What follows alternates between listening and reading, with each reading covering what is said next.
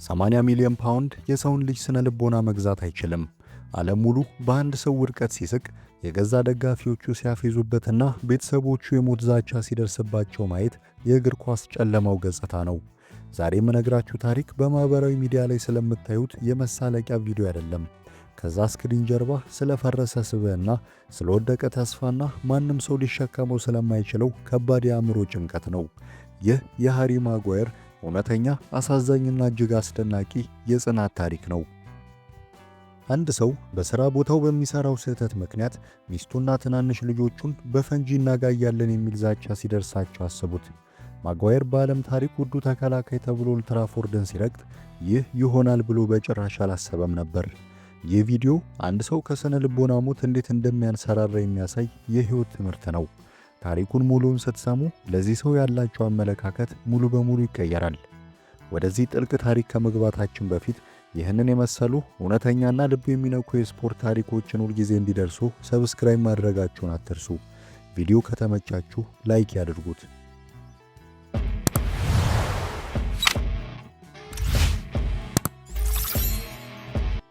እንደ አውሮፓውያን አቆጣጠር ነሐሴ 2019 ማንቸስተር ዩናይትድ 80 ሚሊዮን ፓውንድ ከፍሎ ሃሪ ማጓየርን ከሌስተር ሲቲ አስፈረመ። በወቅቱ ፊቱ ላይ ይታይ የነበረው ፈገግታ የዓለምን ትልቅ ክለብ ማሊያ በመልበሱ የተሰማው ኩራት ነበር። ብዙም ሳይቆይ የክለቡ አምበል ሆነ። ነገር ግን ይህ ፈገግታ ለረጅም ጊዜ አልዘለቀም። የህልም ጉዞ በፍጥነት ወደ አስፈሪ ቅዠት ተቀየረ። ማንቸስተር ዩናይትድ በታሪክ እጅግ ፈታኝ በሆነ የሽግግር ወቅት ላይ ነበር። የቡድኑ መዋቅር የተበላሸ፣ ተጫዋቾች በግልም ሆነ በቡድን ወዳድቀው የነበረበት ጊዜ ነው። በዚህ ውጥንቅጥ ውስጥ የሁሉም ተመልካችና ሚዲያ ዓይን ያረፈው በአንድ ሰው ላይ ብቻ ነበር፣ ውዱ ተከላካይ ሃሪ ማጓየር። እያንዳንዱ የሠራው ስህተት በማይክሮስኮፕ መታየት ጀመረ። አንድ የተሳሳተች ኳስ፣ አንድ ያመለጠች አጋጣሚ በማኅበራዊ ሚዲያ ላይ በሰከንዶች ውስጥ በሚሊዮኖች ለሚቆጠሩ ሰዎች ተሰራጭታ መሳለቂያ ሆነች። ቲክቶክ እና ትዊተር በማጓየር ስህተቶች ተሞሉ። የቀድሞ ተጫዋቾች፣ የቴሌቪዥን ተንታኞችና የገዛ ክለቡ ደጋፊዎች ሳይቀሩ ስሙን እያነሱ ይተቹት ጀመር። ማጓየር በቅርቡ ከሪዮ ፈርዲናንድ ጋር ባደረገው ቃለ መጠይቅ ላይ አንድ ልብ የሚሰብር እውነት ተናግሯል። የራሴን ስቃይ ችየዋለሁ፣ ነገር ግን ለቤተሰቦቼ በጣም ይከብዳል። እናቴ፣ አባቴ፣ ሚስቴ፣ እነሱ ይህን ሁሉ ጫናና ስድብ መቋቋም ይከብዳቸዋል። እስቲ አስቡት፣ በስቴዲየም ውስጥ 70,000 ሰው በአንድ ድምፅ ሲያንሾካሹክባችሁ አእምሯችሁ እንዴት ሊቋቋመው ይችላል? ማጓየር በየቀኑ የሥነ ልቦና ጦርነት ውስጥ ነበር። ነገሮች ከክፉ ወደ ብሶት ተቀየሩ። ትችቱ ከእግር ኳስ ሜዳ አልፎ ወደ ግል ሕይወቱ ገባ። በ2022 የጸደይ ወራት ሃሪ ማጓየር በቤት ውስጥ ፈንጂ እንደተጠመደና ቤተሰቦቹ አደጋ ላይ እንደሆኑ የሚገልጽ የሞት ዛቻ ደረሰው። ይህ ስፖርት በማይመስል መልኩ፣ ይህ እግር ኳስ በማይመስል መልኩ አንድ ሰው ኳስ ስለሳተ ብቻ ቤተሰቡን መቅጣት ፍትህ በማይመስል መልኩ የጥላቻው መጠን ከሰው ልጅ አቅም በላይ ሆኖ ነበር። በእንግሊዝ ብሔራዊ ቡድን ማሊያ ስኮትላንድን ሲገጥሙ ማጓየር ሜዳ ውስጥ በገባ ቁጥር የገዛ ሀገሩ ደጋፊዎች ኡኡታ አሰሙበት። ይህ ክስተት የእንግሊዝ ብሔራዊ ቡድን አሰልጣኝ ጋሪ ሳውዝጌትን ሳይቀር አስቆጥቶ ነበር። ይህ ተቀባይነት የሌለውና አሳፋሪ ድርጊት ነው በማለት ሳውዝጌት ተናገረ። ማጓየር ግን አንገቱን ደፍቶ ስቃዩን ውጦ ዝምታን መረጠ። በዩናይትድ ቤት ኤሪክ ቴናግ አዲስ አሰልጣኝ ሆኖ መጣ። የቴናግ የመጀመሪያ ውሳኔዎች ለማጓየር እጅግ አሳማሚ ነበሩ። መጀመሪያ በመጠባበቂያ ወንበር ላይ ያስቀመጠው፣ ከዛም በ2023 ክረምት ላይ በይፋ የአምበልነት ክብሩን ገፈፈው። የቡድኑ መሪነት ከእጁ ተነጥቆ ለብሩኖ ፈርናንዴስ ተሰጠ። ማንኛውም ተራ ተጫዋች ቢሆን ኖሮ በዚህ ሰዓት ክለቡን ጥሎ ይወጣ ነበር። ሚዲያው ማጓየር አበቃለት፣ ከዩናይትድ ሊባረር ነው ብሎ ዘገበ። ዌስትሃም ዩናይትድን ጨምሮ ሌሎች ክለቦች ሊገዙት ጥያቄ አቀረቡ። ነገር ግን ማንም ያልጠበቀው ነገር ተፈጠረ። የሃሪ ማጓየር ውስጣዊ ጥንካሬ የተፈተነው እዚህ ላይ ነው። ማጓየር አልወጣም አለ። ይህ ክለብ የኔም ነው፣ ስሜን አጽድቼ እንጂ ተዋርጄ አልወጣም በማለት ለመታገል ቆረጠ። የአምበልነቱ ክብር ሲወሰድበት ማጓየር ንዴት አላሳየም።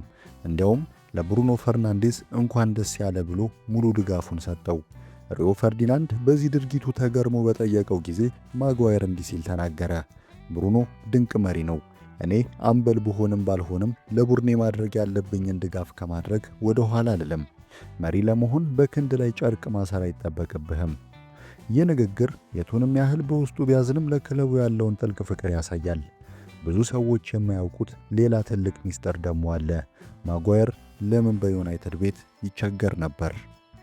የጥያቄው መልስም ይኸው ነው። ከሪዮ ጋር ባደረገው ጥልቅ ታክቲካዊ ውይይት ላይ ማጓየር ዩናይትድ የነበረበትን መዋቅራዊ ችግር አብራርቷል። በወቅቱ ዩናይትድ ኳስ ተጭኖ የመጫወት ስትራቴጂን ሲተገብር የቡድኑ የመሃል ተጫዋቾች በበቂ ሁኔታ አይከላከሉም ነበር። ይህ ደግሞ በተከላካዮችና በአጥቂዎች መካከል ሰፊ ክፍተት እንዲፈጠር አደረገ። እንደ ተከላካይ ከፊትህ ያለው ቡድንህ የተደራጀ ካልሆነ አንተ ብቻህን ሜዳ ላይ ርቃንህን ትቀራለህ። እያንዳንዱ ስህተትህ ጎልቶ ይታያል በማለት ማጓየር እውነታውን ተናግሯል። ነገር ግን እሱ የቡድኑን ክፍተት ለመሸፈን ሲሞክር የችግሩ ሁሉ ተጠያቂ ተደርጎ ተፈረጀ። በእንግሊዝ ብሔራዊ ቡድን ውስጥ ጠንካራ መዋቅር ስለነበር ማጓየር ሁሌም ምርጥ አቋሙን ያሳይ ነበር። ጊዜው የ2023-2024 የውድድር ዘመን ነው። ማንቸስተር ዩናይትድ በተከላካዮች ጉዳት ታመሰ። ሊሳንድሮ ማርቲኔዝ፣ ራፋኤል ቫራን፣ ሉክ ሾው ሁሉም ተጎዱ። ቴንሃግ ሌላ አማራጭ አልነበረውም። የተተፋው የተገፋውና የተሳለቁበት ማጓየር ሜዳ ውስጥ መግባት ነበረበት። ይህች አጋጣሚ የማጓየር የህይወት ፈተና ነበረች። ወይ ሙሉ በሙሉ ይወርቃል አሊያም ከሞት ይነሳል። እናም ማጓየር መረጠ፣ መታገልም መረጠ። ሜዳ ላይ በገባ ቁጥር የህይወቱን የመጨረሻ ጨዋታ እንደሚጫወት ጦረኛ ተዋጋ። ኳሶችን በአየር ላይ ገጨ። የሞት የሽረት ታግል አደረገ። ከኋላ ሆኖ ቡድኑን መምራት ጀመረ። በማህበራዊ ሚዲያ ሲያፌዙበት የነበሩ ጣቶች ቀስ በቀስ ማጨብጨብ ጀመሩ። በቻምፒየንስ ሊግ ከኮፐንሃገን ጋር በነበረው ጨዋታ ዩናይትድ ማሸነፍ ግድ ሆኖበት እያለ ማጓየር በግንባሩ ገጭቶ የድል ጎል አስቆጠረ። ኦልትራፎርድ በደስታ ፈነዳ። ያኔ ነው የለውጡ ነፋስ መንፈስ የጀመረው። በአስቶን ቪላ ጨዋታ በኤፍኤ ካፕ ማጓየር ዩናይትድ የጀርባ አጥንት ሆኖ ሳለ እስቲ ወደ አእምሯቸው አምጡት። የገዛ ደጋፊዎቹ አትረባም ብለውት የነበረው ተጫዋች የፕሪሚየር ሊጉ የወሩ ምርጥ ተጫዋች ሽልማትን አሸነፈ። ኦልትራፎርድ ሃሪ ማጓየር እያለ ስሙን መዘመር ጀመረ። የትዊተር እና ቲክቶክ ገጾች ከማፌዣነት ወደ ማክበር ተቀየሩ። አንዴ መሳለቂያ የነበረ ተጫዋች አሁን የጽናት ምልክት ተብሎ ተጠራ። አዎ፣ ይህ ታሪክ ስለ እግር ኳስ ብቻ አይደለም። ይህ ስለ ሕይወትም ነው። በሕይወታችን እንወድቃለን፣ እንሳሳታለን። ሰዎች ሊስቁብን አበቃለት ሊሉን ይችላሉ። ነገር ግን የሃሪ ማጓየር ታሪክ የሚያስተምረን አንድ ትልቅ እውነት አለ። የሌሎች ሰዎች ጩኸትና ትችት የአንተን ማንነት ሊገልጹ አይችልም። ማጓየር በሲኦል ውስጥ አልፎ ራሱን በድጋሚ ፈጠረ። 80 ሚሊዮን ፓውንድ ክብደትን፣ የአምበልነት መነጠቅን፣ የቤተሰብን የሞት ዛቻና የሚሊዮኖችን ትችት ተሸክሞ አልሰበርም አለ። ዛሬ ሃሪ ማጓየር በማንቸስተር ዩናይትድ ታሪክ ውስጥ ምናልባትም በችሎታው ብቻ ሳይሆን አእምሮ ከብረት የጠነከረ ተጫዋች ተብሎ ይመዘገባል። እናንተስ ከዚህ ታሪክ ምን ተማራችሁ? በሕይወታችሁ ከባድ ፈተና ሲገጥማችሁ እንደ ማጓየር ጸንታችሁ መቆም ትችላላችሁ? ሐሳባችሁን ከታች ኮሜንት ላይ ጻፉልን። ቪዲዮ ስለተመቻችሁና እስከ መጨረሻው አብራችሁኝ ስለቆያችሁ ከልብ አመሰግናለሁ። ይህን የመሰሉ ጥልቅና አስተማሪ ታሪኮችን ላለማጣት ሰብስክራይብ ማድረጋችሁን እንዲሁም ለሌሎች እንዲደርስ ሼር ማድረጋችሁን አትርሱ። በቀጣይ በሌላ አስገራሚ ታሪክ እስክንገናኝ ቸርን ሰንብት።